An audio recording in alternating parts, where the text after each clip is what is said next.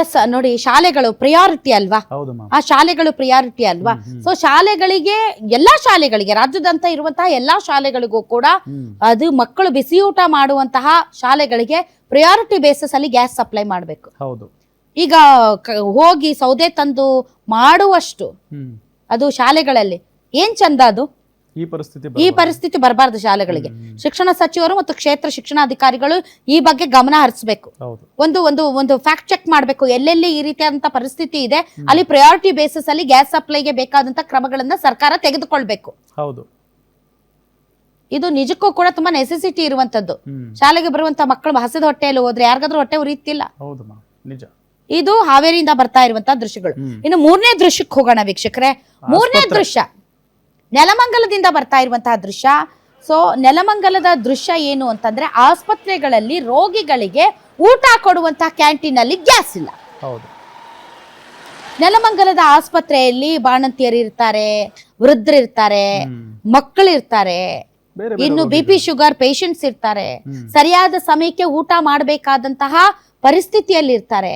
ಅಂತವ್ರಿಗೆ ಸರಿಯಾದ ಸಮಯಕ್ಕೆ ಊಟ ಕೊಡಕ್ ಆಗಿಲ್ಲ ಅಂತಂದರೆ ಅಲ್ಲಿರೋ ಕ್ಯಾಂಟೀನ್ ಅವ್ರಿಗೂ ಕೂಡ ಬೇಜಾರಾಗುತ್ತಲ್ಲ. ಇದೊಂಥರ ಸೇವೆ ಇದ್ದಾಗೆ ರೋಗಿಗಳಿಗೆ ಊಟ ಕೊಡುವಂತದ್ದು. ಗ್ಯಾಸ್ ಇಲ್ಲ, ಊರೆಲ್ಲ ಅಲ್ದಾಡ್ತಾ ಇದೀನಿ, ಗ್ಯಾಸ್ ಸಿಗ್ತಾ ಇಲ್ಲ ಸರ್, ಏನ್ ಮಾಡೋದು? ರೋಗಿಗಳಿಗೆ ಹೆಂಗ್ ಊಟ ಕೊಡೋದು ನಾವು? ಸೊ ಇದು ಒಂದು ಪ್ರಿಯಾರಿಟಿ ಅಲ್ವಾ? ಆಸ್ಪತ್ರೆಗಳು ಒಂದು ಪ್ರಿಯಾರಿಟಿ ಅಲ್ವಾ? ಶಾಲೆಗಳು, ಆಸ್ಪತ್ರೆಗಳು ಇವೆಲ್ಲ ಒಂದು ಆದ್ಯ ಕರ್ತವ್ಯದ ಮೇರೆಗೆ ಮಾಡುವಂತಹ, ಕೈಗೊಳ್ಳಬೇಕಾದಂತಹ ವ್ಯವಸ್ಥೆಯ ಕ್ರಮ ಅಲ್ವಾ ಇದು? ಸೊ ನೆಲಮಂಗಲದಲ್ಲಿ ಈ ರೀತಿಯಾದಂತಹ ಪರಿಸ್ಥಿತಿ ಇದೆ. ಏನ್ ಹೇಳಿದ್ದಾರೆ ಅಲ್ಲಿ ಜನ, ಬನ್ನಿ ನೋಡೋಣ. ಸಾಕಾಗುವಷ್ಟು ತಲುಪಿದೆ ಸರ್. ಮೊದ್ಲಾಗ ಅಷ್ಟಿರ್ಲಿಲ್ಲ ಸರ್, ಮೊದ್ಲಾಗ ಬರ್ತಾ ಇತ್ತು. ಈಗಂತೂ ಗ್ಯಾಸ್ ಸಿಗ್ತಲ್ಲ ಸರ್. ನಾವು ದಿವಸಕ್ಕೆ 2 ಸಿಲಿಂಡರ್, ಒಂದ್ ಸಿಲಿಂಡರ್ ತಂದ್ರೆ 2 ದಿವಸ ಬರ್ತಾ ಇತ್ತು ಸರ್. ಈಗಂತೂ ನಮಗೆ ಸಿಲಿಂಡರ್ಗಳೇ ಬಾರಿ ಸಿಗ್ತಲ್ಲ. ಸಿಲಿಂಡರ್ ಜಾಸ್ತಿ ಆಗ್ತೈತೆ. ಎಷ್ಟು ಕೆಲವು ಬ್ಲಾಕ್ ಅಲ್ಲಿ ಕೊಟ್ರೆ ಬ್ಲಾಕ್ ಅಲ್ಲೂ ಸಿಗ್ತಾ ಇಲ್ಲ. ಬ್ಲಾಕ್ ಅಲ್ಲಿ ಸಿಕ್ಕಾಟ್ರೆ 3,000 4,000 ಅಂತ ಹೇಳ್ತಾರೆ. 4,000 ತಂದ್ಬಿಟ್ಟು ಎಲ್ಲಿ ಮೇಂಟೈನ್ ಮಾಡಕ್ ಆಗ್ತದೆ ಸರ್ ನಾವು? ತುಂಬಾ ಬಾರಿ ಪ್ರಾಬ್ಲಮ್ ಆಗಿದೆ ಸರ್. ನೋಡಿ, 1 ಗಂಟೆಗೆ ಊಟ ಕೊಡ್ಬೇಕು ಸರ್, 1 ಹೊತ್ತಾಗೋಯ್ತು. ಇಷ್ಟೊತ್ತು ನಾವು 1 ಗಂಟೆಗೆ ಊಟ ಕೊಡ್ಲೇಬೇಕು ಅವ್ರಿಗೆ. ಯಾಕಂದ್ರೆ ಬಾಣ್ತಿಯವ್ರು ಇರ್ತಾರೆ, IC ವಾರ್ಡಲ್ಲಿ ಇರ್ತಾರೆ, ಶುಗರ್ ಪೇಷಂಟ್ ಇರ್ತಾರೆ, ಟೈಮ್ ಸರಿ ಕೊಡ್ಲೇಬೇಕು ನಾವು ಅವರಿಗೆ. ಈ ಪ್ರಾಬ್ಲಮ್ ಇಂದ ಗ್ಯಾಸ್ ಇಂದ ಸರಿಯಾದ ರೀತಿ ವ್ಯವಸ್ಥೆ ಆಗ್ತಾ ಇಲ್ಲ. ನಾವು ಎಲ್ಲೆಲ್ಬೇಕಲ್ಲ, ಸೊ ನಾವೇ ಹೋಯ್ತು ತಗೊಬರ್ಬೇಕು. ಯಾವ ಗ್ಯಾಸ್ ಏಜೆನ್ಸಿಗಳು ತೊಂದರೆ ಆಗ್ತಲ್ಲ, ಸಿಲಿಂಡರ್ ಇಲ್ಲಪ್ಪ ಅಂತಾರೆ. ಹಂಗಾಗಿ ನಾವೇ ಓಡಾಡ್ಕೊಂಡು ಅಲ್ಲಿ ಇಲ್ಲಿ ಎಲ್ಲಿ ಬೇಕಲ್ಲೆಲ್ಲ ತಂತ ಇದೀವಿ ಸರ್. ಭಾರಿ ಅಭಾವ ಅಂದ್ರೆ ಭಾರಿ ಬಿಸಿ ತೊಟ್ಬಿಟ್ಟೆ ಸರ್. ಇವೆಲ್ಲ ಎಮರ್ಜೆನ್ಸಿ, ಇವೆಲ್ಲ ತುಂಬಾ ಇಂಪಾರ್ಟೆಂಟ್ ಅಲ್ವಾ? ಇವುಗಳನ್ನಾದ್ರೂ ಸರ್ಕಾರ ನಿಭಾಯಿಸಬೇಕು. ಸದನದಲ್ಲಿ ಒಬ್ರಿಗೊಬ್ರು ಕಿರ್ಚಾಡಿ, ಬೈಕೊಂಡು, ಅರ್ಚಾಡಿ, ನಿಮ್ ಕೇಂದ್ರ ಸರ್ಕಾರ ಏನು ಮಾಡ್ತಾ ಇದೆ, ನಿಮ್ ಕೇಂದ್ರ ಸರ್ಕಾರ 1 ವಾರಕ್ಕೇನೆ ಯಾವುದೇ ರೀತಿಯಾದಂತಹ ಮುಂಜಾಗ್ರತಾ ಕ್ರಮಗಳನ್ನ ಕೈಗೊಳ್ಳದೆ, ಪೂರ್ವ ಸಿದ್ಧತೆ ಇಲ್ಲದೆ ಪರಿಸ್ಥಿತಿ ಹಿಂಗ್ ಬಿಗಡಾಯಿಸಿದೆ ಅಂದ್ರೆ ಜನ ಬೀದಿಗೆ ಬರೋದು ಬಾಕಿ ಇದೆ ಅಂತ ಇವರು ಕಾಳಸಂತಕರನ್ನ ಮಟ್ಟ ಹಾಕೋದಕ್ಕೆ ನಿಮ್ ಕೈಗೆ ಹೋಗ್ತಾ ಇಲ್ಲ, ನೀವೇ ಈ ರೀತಿಯಾದಂತ ಕೊರತೆ ಸೃಷ್ಟಿಸಿದೀರಿ ಅಂತ BJP ಅವರು. ಆದ್ರೆ ಇಲ್ಲಿ ರೋಗಿಗಳ ಕತೆ ಯಾರು? ಶಾಲಾ ಮಕ್ಕಳದ ಕತೆ ಯಾರು ಕೇಳ್ತಾರೆ? ಹೌದಲ್ವಾ? ಸೊ ಆಸ್ಪತ್ರೆಗಳಲ್ಲಿ ತುಂಬಾ ಇಂಪಾರ್ಟೆಂಟ್, ಅದು ತುಂಬಾ ಬೇಸಿಕ್ ನೆಸೆಸಿಟಿ ಅದು. ಅದ್ರ ಬಗ್ಗೆ ಸರ್ಕಾರಗಳು ಗಮನ ಹರಿಸಬೇಕು. ಇನ್ನು ನೆಕ್ಸ್ಟ್ ದೃಶ್ಯ, ಇಂದಿರಾ ಕ್ಯಾಂಟೀನ್ ನಲ್ಲೂ ಕೂಡ ಪಾಪ ಅಡುಗೆ ಮಾಡೋದಕ್ಕೆ ಗ್ಯಾಸ್ ಸಿಲಿಂಡರ್ ಇಲ್ಲ. ಇದು ಕಲಬುರಗಿಯಿಂದ ಬರ್ತಾ ಇರುವಂತಹ ದೃಶ್ಯ. ಇದು ಎಷ್ಟೋ ಜನ ಕೂಲಿ ಕಾರ್ಮಿಕರು ಇಂದಿರಾ ಕ್ಯಾಂಟೀನ್ ಅನ್ನ ನೆಚ್ಕೊಂಡಿರ್ತಾರೆ ಪಾಪ ಪ್ರತಿನಿತ್ಯ. ಸೊ ಅಂಥವ್ರಿಗೆ ಇವತ್ತು ದೊಡ್ಡ ಹೊಡೆತ. ಮತ್ತು ಇಂದಿರಾ ಕ್ಯಾಂಟೀನಲ್ಲಿ ಊಟ ಸಿಗುತ್ತೆ ಅಂತ ಹೋದವರೆಲ್ಲ ಪಾಪ ಸಪ್ಪೆ ಮೋರೆ ಹಾಕೊಂಡು ವಾಪಸ್ ಬಂದಿರುವಂತ ದೃಶ್ಯಗಳನ್ನು ನಾವು ಇವತ್ತು ನೋಡಿದೀವಿ. ಆಮೇಲೆ ಅವರು ಪಾಪ ಸೌದೆ ಒಲೆಯಲ್ಲಿ ಮಾಡ್ತಾ ಇದ್ದಾರೆ. ಇಂದಿರಾ ಕ್ಯಾಂಟೀನ್ ನಲ್ಲಿ ಸೌದೆ ಒಲೆಯಲ್ಲಿ ಬೇಯಿಸಿ ಹಾಕ್ತಾ ಇದ್ದಾರೆ. ತುಂಬಾ ತರಹೇವಾರಿ ಖಾದ್ಯಗಳನ್ನ ಏನು ಕೊಡ್ತಾ ಇಲ್ಲ, ಜಸ್ಟ್ ಅನ್ನ ಸಾರು ಕೊಡ್ತಾ ಇದೀವಿ ಅಂತ ಅಲ್ಲಿ ಹೇಳ್ತಾ ಇದ್ದಾರೆ. ಅಂಡ್ ಮೋರ್ ಓವರ್ ಏನು ಅಂತಂದ್ರೆ, ಅವ್ರ ಬದ್ಧತೆಯನ್ನ ನಾನು ತುಂಬಾ ಅಪ್ರಿಶಿಯೇಟ್ ಮಾಡ್ತೀನಿ. ಯಾಕೆ ಅಂತಂದ್ರೆ, ಅವರು ಸೌದೆ ಒಲೆ ತಂದು ಅಲ್ಲಿ ಅಡಿಗೆ ಮಾಡಿ ಕೂಲಿ ಕಾರ್ಮಿಕರು ಬರ್ತಾರೆ. ಮತ್ತೆ ಇವರು ಕಾಲೇಜ್ಗೆ ಹೋಗುವಂತಹ ಮಕ್ಕಳು ಬರ್ತಾರೆ, ಬಡವರು, ಕಾರ್ಮಿಕರು, ಇವರೆಲ್ಲರೂ ಬಂದು ಇಂದಿರಾ ಕ್ಯಾಂಟೀನ್ ನಲ್ಲಿ ಕಡಿಮೆ ಬೆಲೆಗೆ ಊಟ ಸಿಗುತ್ತೆ ಅಂತ ಬರ್ತಾರೆ. ಸೊ ಅಂತಹವ್ರಿಗೆ ಹಸಿದ ಹೊಟ್ಟೆಯಲ್ಲಿ ಕಳಿಸೋದು ಅಷ್ಟು ಸರಿ ಅನ್ಸೋದಿಲ್ಲ ಅಂತ ಇಂದಿರಾ ಕ್ಯಾಂಟೀನ್ ನ ಬಹಳಷ್ಟು ಏನು ಕೆಲಸ ಮಾಡುವಂತ ಸಿಬ್ಬಂದಿಗಳಿದ್ದಾರೆ. ಒಲೆ ಉರಿಸಿ ಅಡಿಗೆ ಮಾಡಿ, ಬಟ್ ಎಲ್ಲಾ ಕಡೆ ಮಾಡಕ್ಕಾಗಲ್ಲ. ಎಲ್ಲ ಕಡೆ ಮಾಡಕ್ಕಾಗಲ್ಲ. ಬೆಂಗಳೂರಲ್ಲಿ ಎಲ್ಲಿ ಮಾಡ್ತೀರಾ? ಬೆಂಗಳೂರು ಅಂತ ಜಾಗಗಳಲ್ಲಿ ಮಾಡಕ್ಕಾಗಲ್ಲ. ಇನ್ನು ಈ ತರ ಕಲಬುರ್ಗಿ ಅಲ್ಲಿ ಇಲ್ಲಿ ಮಾಡ್ಬೋದು, ಒಂದ್ ಸ್ವಲ್ಪ ಓಕೆ. ಬೆಂಗಳೂರಿನಂತಹ ಸಿಟಿಯಲ್ಲಿ ನೀವು ಒಲೆ ಉರಿಸ್ತೀನಿ ಅಂತಂದ್ರೆ ಜಾಗನೇ ಇರೋದಿಲ್ಲ ಅವರಿಗೆ, ಹೌದಲ್ವಾ? ಸೊ ಅವ್ರೇನ್ ಹೇಳ್ತಾರೆ ಕೇಳೋಣ ಬನ್ನಿ. ತುಂಬ ಖುಷಿ ಆಗ್ತಾ ಇದೆ. ಯಾಕೆಂದರೆ ಇವತ್ತು ಎಷ್ಟೋ ಜನ ಮಹಿಳೆಯರು ಹೇಳ್ತಾ ಇದ್ರು, ನನಗೆ PCOD ಪ್ರಾಬ್ಲಮ್ ಇತ್ತು ಸರ್, ಥೈರಾಯ್ಡ್ ಪ್ರಾಬ್ಲಮ್ ಇತ್ತು ಸರ್, ಆರಾಮಾಗಿ ನಾನು ಸಣ್ಣ ಆದೆ ಸರ್, ತುಂಬ ಥ್ಯಾಂಕ್ ಯು ಅಂತ ಎಷ್ಟೋ ಜನ ಹೇಳ್ತಾ ಇದ್ರು. ನಿಮಗೆ PCOD ಪ್ರಾಬ್ಲಮ್ ಇರಲಿ, ಥೈರಾಯ್ಡ್ ಪ್ರಾಬ್ಲಮ್ ಇರಲಿ, 100% ನೀವು ಸಣ್ಣ ಆಗಬೇಕು, ಆರೋಗ್ಯದಲ್ಲೂ ಸಮೇತ ತುಂಬ ಚೇತರಿಕೆ ಆಗಬೇಕು ಅಂದರೆ ಪ್ರತಿದಿನ ನಮ್ಮ ಜೀನಿ ಸ್ಲಿಮ್ನ ಯೂಸ್ ಮಾಡಿ. ಯಾಕೆಂದರೆ ಜೀನಿ ಸ್ಲಿಮ್ಮು ಒಂದು ಉತ್ತಮ ಆಹಾರ. ಸರ್ 2-3 ದಿನದಿಂದ ನಮ್ಗೆ ಸಿಲಿಂಡರ್ ಸಿಗ್ತಾ ಇಲ್ಲ ಸರ್. ಅಮೌಂಟ್ ಜಾಸ್ತಿ ಕೊಡ್ತಾ ಇದ್ದೀನಿ ಅಂದ್ರೂ ಸಿಲಿಂಡರ್ ಕೊಡ್ತಾ ಇಲ್ಲ ಸರ್ ನಮ್ಗೆ ಅವರು. ಹೀಗಾಗಿ ನಾನು 2-3 ದಿನದಿಂದ ಕಟ್ಟಿಗೆ ಯೂಸ್ ಮಾಡ್ಕೊಂಡು ಅಡಿಗೆ ಬಯಸ್ತಾ ಇದ್ದೆ ಸರ್ ನಾವು. ಹೀಗಾಗಿ ಇಡ್ಲಿ ಆಮೇಲೆ ದೋಸಾ ಪೂರಿ ಎಲ್ಲ ಸ್ಟಾಪ್ ಮಾಡ್ಬಿಟ್ಟಿವಿ ಸರ್ ಮೇಡಮ್. ಇವಾಗ ಅವಲಕ್ಕಿ, ಉಪ್ಪಿಟ್ಟ, ರೈಸ್ ಬಾತ್ ಕೇವಲ 3 ಐಟಮ್ ಕೊಡ್ತಾ ಇದ್ದೀವಿ ಸರ್. ಇಲ್ಲಿ ಸಾರ್ವಜನಿಕರು ನಮ್ ಜೋಡಿ ಜಗಳ ಮಾಡ್ತಾ ಇದ್ರು, ಇಡ್ಲಿ ಯಾಕೆ ಕೊಡ್ತಾ ಇಲ್ಲ, ದೋಸೆ ಯಾಕೆ ಕೊಡ್ತಾ ಇಲ್ಲ ಅಂತ ಹೇಳಿ. ಈ ಸಿಲಿಂಡರ್ ಪ್ರಾಬ್ಲಮ್ ಇಂದ ನಾವು ಕೊಡಕ್ ಆಗ್ತಾ ಇಲ್ಲ ಅಂತ ಹೇಳಿದ್ರು ಅವ್ರು ನಮ್ಗೆ ಜೋಡಿ ಜಗಳ ಮಾಡ್ತಾರೆ. ಹೀಗಾಗಿ ಬಹಳ ಪ್ರಾಬ್ಲಮ್ ಆಗ್ತದೆ ಸರ್ ನಮ್ಗೆ.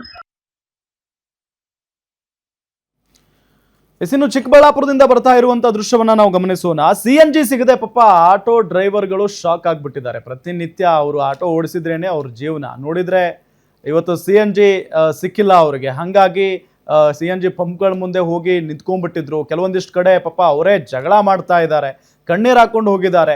ಆ ಎಲ್ಲಾ ದೃಶ್ಯಗಳನ್ನು ಕೂಡ ನಾವಿವತ್ತು ನೋಡಿದ್ದೀವಿ. ಇದು ಚಿಕ್ಕಬಳ್ಳಾಪುರದಿಂದ ನಿಮಗೆ ತೋರಿಸ್ತಾ ಇರುವಂತಹ ದೃಶ್ಯ. ಆಟೋ ಚಾಲಕರಂತೂ ಪಾಪ ಹೈರಾಣಾಗಿ ಹೋಗ್ಬಿಟ್ಟಿದ್ದಾರೆ.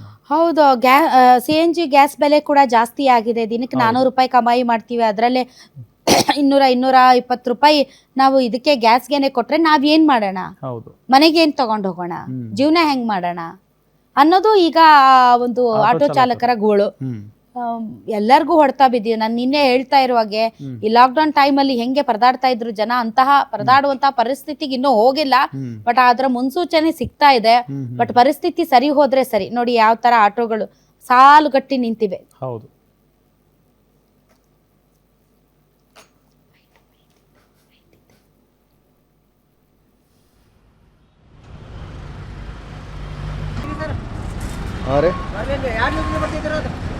Guarantee news.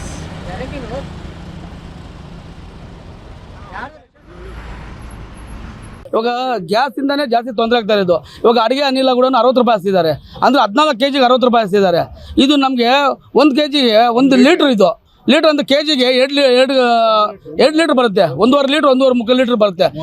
30 ರೂಪಾಯಿ ಜಾಸ್ತಿ ಆಗುತ್ತೆ ನಮಗೆ. ಅಲ್ಲಿ ಅವ್ರಿಗೆ 6 ರೂಪಾಯಿ ಹಚ್ತಿದ್ರೆ ನಮ್ಗೆ ಒಂದೇ 16 ರೂಪಾಯಿ ಹಚ್ತಿದ್ದಾರೆ. ಅದು ಬೇರೆ ಈ ಬಂಗುಗಳು ಧೋರಣೆ ಜಾಸ್ತಿ ಆಗ್ತಾ ಇದೆ ಸರ್. ಒಂದೊಂದು ಬಂಗಲ್ಲಿ ಒಂದೊಂದು ರೇಟ್ ಮಾಡ್ತಾ ಇದ್ದಾರೆ. ನಾವು ಕೇಳಿದ್ರೆ ಇಲ್ಲಿ ನಮಗೆಲ್ಲ ನಮ್ದು ಪ್ರೈವೇಟ್ ಯಾವಾಗಿಂದ ಈ ಪರಿಸ್ಥಿತಿ ಸ್ಟಾರ್ಟ್ ಆಯ್ತು ಅಂತೇಳಿ? ಈ ಪರಿಸ್ಥಿತಿ 3 ದಿವಸದಿಂದ ಸರ್, ಇದು 3-4 ದಿವಸದಿಂದ 4-5 ದಿವಸದಿಂದ ಆಗಿದೆ. ಮೊನ್ನೆ 10:15 67 ರೂಪಾಯಿ ಇದೆ.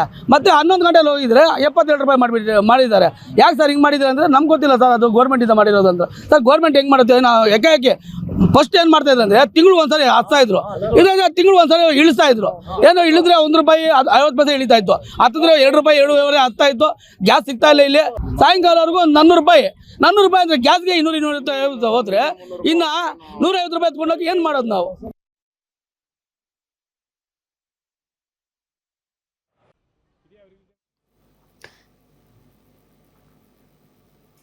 ಈಗ ಎಲ್ಲೂ ಗ್ಯಾಸ್ ಸಿಗ್ತಾ ಇಲ್ಲ ಅನ್ನೋ ಕಾರಣಕ್ಕೆ ಈಗ ಇಂಡಕ್ಷನ್ ಸ್ಟವ್ ಹೌದು ಸಿಗ್ತಿಲ್ಲ, ಖಾಲಿ ಆಗ್ಬಿಟ್ಟಿದಾವೆ. ನೀವು ಹೋಗಿ ಎಲ್ಲಾದ್ರೂ ಬೇಕಾದ್ರೆ ನೀವು ಬೇರೆ ಬೇರೆ ಬ್ರ್ಯಾಂಡ್ಸ್ ಇದಾವಲ್ಲ, ಪ್ರೆಸ್ಟೀಜು, ಬಟರ್ಫ್ಲೈ, ಎಲ್ಲಾ ಅಂಗಡಿಗಳಿಗೂ ಹೋಗಿ ಸ್ಟಾಕ್ ಇಲ್ಲ, ನೋ ಸ್ಟಾಕ್, ಯಾವಾಗ ಬರುತ್ತೆ ಅಂತ ಗೊತ್ತಿಲ್ಲ ಅಂತ ಹೇಳ್ತಾ ಇದ್ದಾರೆ.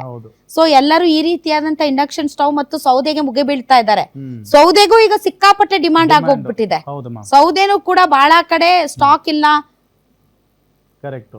ಬೆಂಗಳೂರಲ್ಲಿ ನಗರ ಪ್ರದೇಶಗಳಲ್ಲಿ ಹೇಳೋದು, ಗ್ರಾಮೀಣ ಪ್ರದೇಶದಲ್ಲಿ ತಾವೇ ಹೋಗಿ ಕಾಡಲ್ಲಿ ತಗೊಂಡು ಬರ್ತಾರೆ, ಅದು ಬೇರೆ ವಿಚಾರ. ಸೊ ಸೌದೆಗೂ ಡಿಮಾಂಡು, ಇಂಡಕ್ಷನ್ ಸ್ಟವ್ಗೂ ಕೂಡ ಡಿಮಾಂಡ್. ಏನಾಗುತ್ತೇನೋಪ್ಪ ಇವರಿಬ್ರು ಹೊಡೆದಾಡ್ತಾ ಇರೋದು ನೋಡಿದ್ರೆ ಈ ತಿಂಗಳು ಅಲ್ಲ ಮುಂದಿನ ತಿಂಗಳು ಕೂಡ ಇದು ಮುಗಿಯಲ್ವೇನೋ ಅನ್ನುವಂತಹ ಪರಿಸ್ಥಿತಿಗೆ ಬಂದ್ಬಿಟ್ಟಿದ್ದಾರೆ ಜನ ತಾವೇ. ನಿಜ ಮ್ಯಾಮ್. ಹಾಗಾಗಿ ಏನ್ ಮಾಡ್ತಾರೆ ಆತಂಕ. ಸರ್ಕಾರಗಳು ಹೇಳ್ತವೆ ಏನಾಗಿಲ್ಲ ಅಂತ ನಂಬೋ ಪರಿಸ್ಥಿತಿಯಲ್ಲಿ ಜನಸಾಮಾನ್ಯರಿಲ್ಲ ಅಲ್ಲ, ಅದನ್ನ ಹೇಳಿ. ಜನಸಾಮಾನ್ಯರು ನಂಬೋ ಪರಿಸ್ಥಿತಿಯಲ್ಲಿ ಇಲ್ವಲ್ಲ. ಹಾಗಾಗಿ ಇಂತಹ ವಾತಾವರಣ. ಇನ್ನು ದೃಶ್ಯ 7, ಪ್ರಸಾದಕ್ಕೂ ಬ್ರೇಕ್. ದೇವಸ್ಥಾನಗಳು, ಬನಶಂಕರಿ ದೇವಸ್ಥಾನ ಸೇರಿದಂತೆ ಬಹಳಷ್ಟು ದೇವಸ್ಥಾನಗಳು, ಇನ್ನೂ ಕೂಡ ಅಯೋಧ್ಯೆಯ ರಾಮನ ದೇವಸ್ಥಾನಕ್ಕೂ ಕೂಡ ಈ ಗ್ಯಾಸ್ ಬಿಸಿ ತಟ್ಟಿದೆ. ಅಲ್ಲೂ ಕೂಡ ಪ್ರಸಾದ ಇಲ್ಲ.